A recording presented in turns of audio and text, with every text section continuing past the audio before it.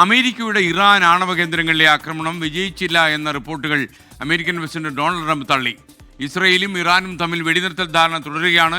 വെടിനിർത്തൽ ധാരണ സമയത്ത് നടപ്പാക്കാത്തതിനാൽ ഇസ്രയേൽ പ്രധാനമന്ത്രിയോട് ട്രംപ് ക്ഷോഭിച്ചു എന്നും കൂടി വാർത്തകൾ വരുമ്പോൾ പി ജെയിംസ് കൂടി ചേരുന്നു. P James, good morning. James, യഥാർത്ഥത്തിൽ വളരെ സന്തോഷകരമായൊരു പ്രഭാതമാണ്.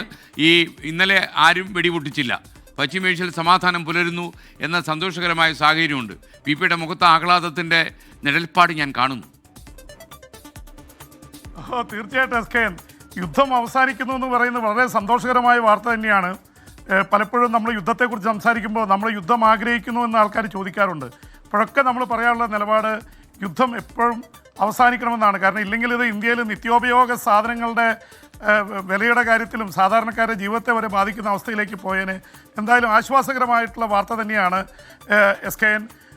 പ്രധാനപ്പെട്ട ഒരു ഇതെന്ന് പറയുന്നത്, ഡൊണാൾഡ് ട്രംപ് അമേരിക്കൻ പ്രസിഡന്റ് വെടിനിർത്തൽ പ്രഖ്യാപിച്ച് 6 മണിക്കൂറിനുള്ള വെടിനിർത്തലൊക്കെ പ്രാബല്യത്തിൽ വരുമെന്ന് പറഞ്ഞെങ്കിലും ഇസ്രായേലും ഇറാനും ഈ വെടിനിർത്തലിൻ്റെ ആ സമയം അതിക്രമിച്ചുകൊണ്ട് വീണ്ടും ആക്രമണം തുടർന്നുകൊണ്ടിരുന്നു.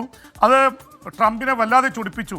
രണ്ട് രാജ്യങ്ങളും ചെയ്തെങ്കിലും ഇസ്രായേലിനെതിരെയാണ് വലിയ രീതിയിൽ കയർത്തത് ട്രംപ് ഇസ്രായേൽ പ്രധാനമന്ത്രി ബെഞ്ചമിൻ നെതന്യാഹുവായിട്ടുള്ള ടെലിഫോൺ സംഭാഷണത്തിൽ ക്ഷുഭിതനായി എന്നാണ് പറയുന്നത്.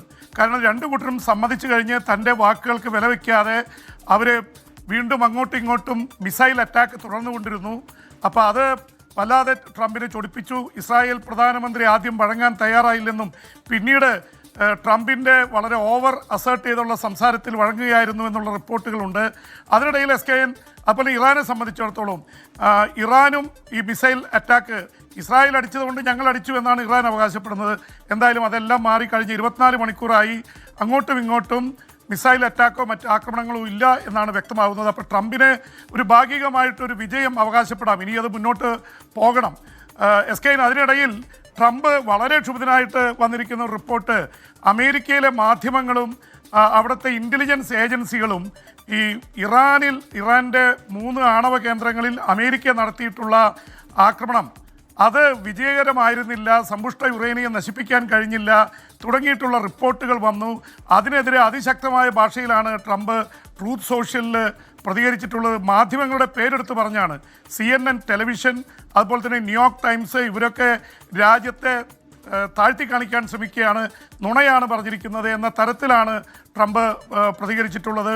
ഒപ്പം തന്നെ ഇൻ്റലിജൻസ് ഏജൻസികളുടെ ഇത് ലീക്ക് എങ്ങനെ വന്നു എന്നുള്ളതിനെക്കുറിച്ച് അന്വേഷിക്കണമെന്ന് ട്രംപിൻ്റെ മിഡിൽ ഈസ്റ്റിലെ പ്രതിനിധിയായിട്ട് പ്രവർത്തിക്കുന്ന സ്റ്റീവ് വിറ്റ്ഹോഫ് ആവശ്യപ്പെട്ടിട്ടുണ്ട്. ഇത് രാജ്യദ്രോഹ കുറ്റമാണ്. കാരണം അവിടുത്തെ മുഴുവൻ ഫെസിലിറ്റീസും അല്ലെങ്കിൽ സൗകര്യങ്ങളും ആണവ കേന്ദ്രത്തിൽ നശിപ്പിച്ചുവെന്നാണ് ട്രംപും വിറ്റ്കോഫും അവകാശപ്പെടുന്നത്. പക്ഷേ ഇപ്പോഴും റിപ്പോർട്ടുകൾ വന്നുകൊണ്ടിരിക്കുന്ന എസ് കെ എൻ, അവിടുത്തെ ഈ ആണവ കേന്ദ്രത്തിലെ യുറേനിയം, സമ്പുഷ്ട യുറേനിയം നേരത്തെ 16 ട്രക്കുകളിലായി മാറ്റിയിരുന്നു എന്ന റിപ്പോർട്ട് വരുന്നുണ്ട്.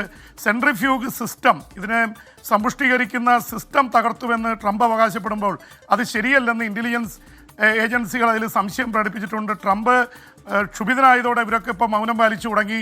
എന്തായാലും ഇതേ ചൊല്ലിയുള്ളത് തുടരുകയാണ്. ട്രംപ് നാറ്റോ ഉച്ചകോടിയിൽ പങ്കെടുത്തുകൊണ്ടിരിക്കുകയാണ്. അതിനിടയിൽ തുർക്കിയുടെ പ്രസിഡന്റ് എർദോഗാനായിട്ട് കണ്ടിരുന്നത് എർദോഗാൻ ട്രംപിനെ അഭിനന്ദിച്ചു.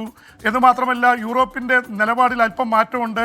ട്രംപിനെ അഭിനന്ദിച്ചുകൊണ്ട് നാറ്റോയുടെ സെക്രട്ടറി ജനറലും യൂറോപ്യൻ ഫ്രഞ്ച് പ്രസിഡന്റൊക്കെ രംഗത്ത് വന്നിട്ടുണ്ട്. ഇതുവരെ ട്രംപ് ചെയ്യുന്നതിനെതിരെ G7 സമ്മിറ്റിലൊക്കെ ആരോപണങ്ങളുണ്ടായിരുന്നു.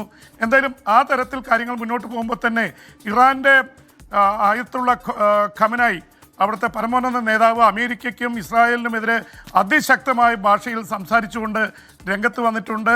ഇറാനെ തകർക്കാനുള്ള ശ്രമങ്ങളൊക്കെ പരാജയപ്പെട്ടു എന്ന തരത്തിലാണ്. ഒരു തരത്തിൽ ഒരുപക്ഷെ അവിടുത്തെ ഭരണകൂടത്തിനെതിരെ വലിയൊരു ജനരോഷമുണ്ടായിരുന്നു. പക്ഷേ അമേരിക്കയുടെ ഇസ്രായേലിൻ്റെയും ഈ ആക്രമണം വന്നതോടെ അതിൽ മാറ്റമുണ്ടായി എന്നുള്ള തരത്തിലുള്ള വാദങ്ങളും ഉയരുന്നുണ്ട് എസ് കെ എൻ.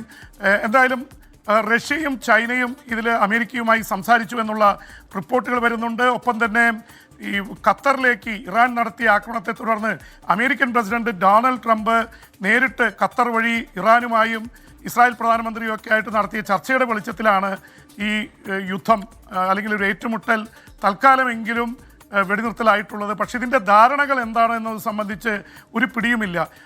SKN സാധാരണ ഒരു വെടിനിർത്തൽ വരുമ്പോൾ ഔദ്യോഗികമായ സംഘങ്ങൾ പ്രോട്ടോക്കോളും മാനദണ്ഡങ്ങൾ അനുസരിച്ച് ചർച്ച ചെയ്ത് ആണ് ഇത് കൊണ്ടുവരുന്നത്. പക്ഷെ ട്രംപിനെ സംബന്ധിച്ചിടത്തോളം അങ്ങനെ ഒരു പേപ്പറോ ഒരു സൈനിങ്ങോ ഒന്നുമില്ല. ട്രംപ് നേരെ സംസാരിക്കുന്നു, ഇത് ചെയ്യുന്നു. ഇതൊക്കെ അന്താരാഷ്ട്ര തലത്തിലുള്ള നയതന്ത്ര തലങ്ങൾക്കൊക്കെ അപ്പുറത്താണ് എന്ന് പറയുന്നത്. ഇന്ത്യയും പാകിസ്ഥാനുള്ള കാര്യത്തിൽ ഇതുപോലെ തന്നെ നയതന്ത്രങ്ങൾക്ക് അപ്പുറത്താണ് ട്രംപ് ഈ തരത്തിലുള്ള വെടിനിർത്തലിലേക്ക് കാര്യങ്ങൾ നയിച്ചതെന്നാണ് റിപ്പോർട്ടുകൾ. SKN. Okay, thank you VP James. മറ്റൊരു കാര്യം കൂടി, ഗസയിൽ ഇസ്രയേൽ ആക്രമണത്തിൽ ഭക്ഷണം കാത്തിരുന്ന 56 പേരടക്കം 90ഓളം പേർ കൊല്ലപ്പെട്ടു എന്ന വാർത്ത വരുന്നുണ്ട്. അപ്പോൾ ഈ ഭക്ഷണം കഴിക്കാൻ കാത്തു നിൽക്കുന്ന ആൾക്കാർ കൊല്ലപ്പെടുന്നത് ഇപ്പോൾ ഗസയിൽ ഒരു സാധാരണ സംഭവമായിട്ടുണ്ടല്ലോ VP ജെയിംസ്. SKN ഇത് വലിയ സങ്കടത്തോടെ പറയേണ്ട ഒരു വാർത്ത തന്നെയാണ്. വിശന്നൊട്ടി ഒരു നേരത്തെ ഭക്ഷണം ചെന്നാൽ വെടിയുണ്ട കിട്ടുമെന്ന് അറിഞ്ഞിട്ട് പോലും അവർ ക്യൂ നിന്ന് ആയിരക്കണക്കിന് 10,000-കണക്കിന് ആൾക്കാരാണ് ചെല്ലുന്നത്. അതിനിടയിലേക്കാണ് വെടിവെക്കുന്നത്. പണ്ടത്തെ ജാലിയൻ വാലാബാഗിനെയൊക്കെ ഓർമ്മിപ്പിക്കുന്ന സംഭവങ്ങളാണത്. ഇത് ഒരു തവണയല്ല SKN, കഴിഞ്ഞ ഒരു 10 തവണയിലേറെയായി ഇങ്ങനെ ആക്രമണം നടന്നു. അതിൽ കൊല്ലപ്പെട്ടവരുടെ ഈ 2-3 ആഴ്ചക്കുള്ളിൽ കൊല്ലപ്പെട്ടവരുടെ സംഖ്യ ഏതാണ്ട് 500-നടുത്ത് വരികയാണ്. ആൾക്കാരെ ക്ഷണിച്ച് വരുത്തി ഭക്ഷണം കഴിക്കാൻ വിളിച്ചിട്ട് വെടിവെച്ച് കൊല്ലുക. ഇത്രയും ക്രൂരമായ നടപടി ഒരുപക്ഷെ ചരിത്രത്തിൽ ഉണ്ടായിട്ടുണ്ടോ എന്ന് ചോദിക്കേണ്ടതാണ്. ഇപ്പോൾ ഇസ്രായേൽ ഒരു ഭാഗത്ത് വെടിനിർത്തുമ്പോൾ ഗസയിലുള്ള ആക്രമണം തുടർന്നുകൊണ്ടിരിക്കുകയാണ്. 56 പേരാണ് ഒറ്റയടിക്ക് അവിടെ തൽക്ഷണം വെടിയേറ്റ് ചോര ചിന്തി മരിച്ചു വീണത്. 90ഓളം പേർ പല സ്ഥലങ്ങളിലുള്ള ആക്രമണങ്ങളിൽ കൊല്ലപ്പെട്ടിട്ടുണ്ട്. ഇസ്രായേൽ ഒരു ഭാഗത്ത് നിർത്തിയപ്പോൾ വേറൊരു ഭാഗത്ത് തുടരുകയാണ്. ഒപ്പം തന്നെ ഉക്രൈനിലും വലിയ രീതിയിലുള്ള ആക്രമണം റഷ്യയുടെ നടക്കുന്നുണ്ട്. 20ഓളം പേർ കൊല്ലപ്പെട്ടിട്ടുണ്ട് SKN. അപ്പോൾ ഇതിനിടയിൽ ട്രംപ് നാറ്റോ സമ്മിറ്റിൽ പങ്കെടുത്തുകൊണ്ട് ഇതൊക്കെ നിർത്തുമെന്ന് പറയുന്നുണ്ടെങ്കിലും ഞാൻ അധികാരത്തിൽ വന്ന ഒറ്റ ദിവസം കൊണ്ട് നിർത്തുമെന്നാണ് പറഞ്ഞത്. പക്ഷേ ഉക്രൈൻ യുദ്ധവും ഗസയിലെ യുദ്ധവും തുടരുകയാണ്. ഇസ്രായേൽ ഇറാൻ ഏറ്റുമുട്ടൽ അവസാനിപ്പിക്കാൻ കഴിഞ്ഞു എന്ന നേട്ടമാണ് ഒരുപക്ഷെ ട്രംപിന് അവകാശപ്പെടാൻ പറ്റുന്നത്. SKN. Okay, thank you VP James.